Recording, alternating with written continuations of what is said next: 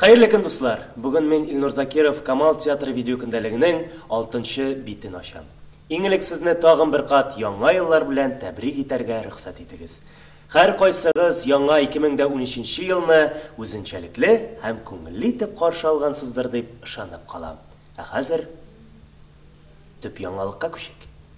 Сез әле ишеттегез микән? Театр яңа премьерага әзерләнә.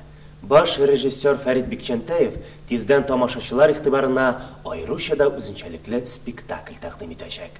Әлеге премьера Норвегияның данлыклы драматургы Йон Фоссының «Җәйнең бер көнендә» дип аталган пьесасы буенча.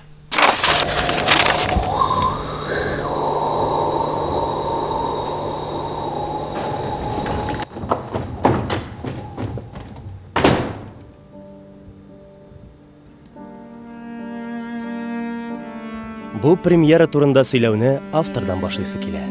Йон Фоссе исеме Рәсәйдә киң таралмаса да, чит илләрдә күптән дан казанып өлгергән. Фоссе танылган Норвегия язучысы, драматург һәм шагыйрь. Аны бөек Хенрик Ибсен белән чагыштыралар. Ә әсәрләре бөтен дөнья театрларында куела. «Җәйнең бер көнендә» пьесасы Рәсәйдә тәүге мәртәбә куелачак. Монда яшәдек без. Ул һәм мин. Монда яшәдек без икебез. Монда яшәдек без икебез генә. Пьесаның сюжеты катлаулы түгел. Героиня иренең ни өчен аның тормышыннан югалуын аңларга тырышып, яшьлегендә булган вакыйгаларны исенә төшерә. Һәр кеше тормышында язмышын төптән үзгәртердәй вакыйгалар була.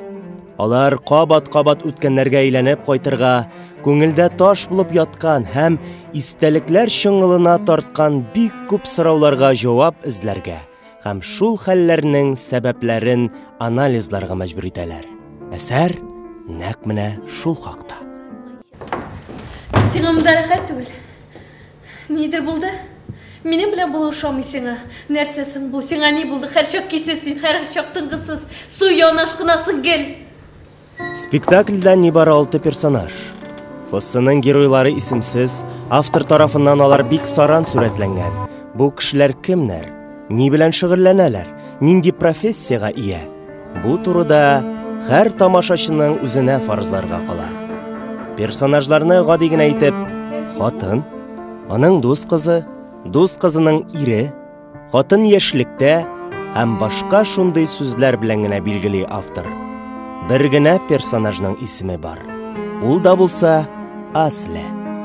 Әлеге рольне мин башкарам.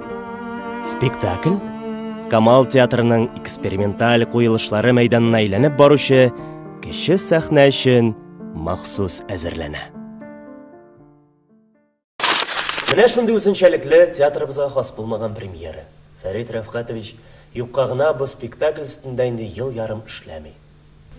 Видео көндәлегебезнең алдагы чаралышында аның үзе белән күрешеп, спектакльнең үзенчәлекләре хакында сөйләшербез. Ә әлегә сау булашып торыйк. Театрда очрашканчыга кадәр сау булыгыз.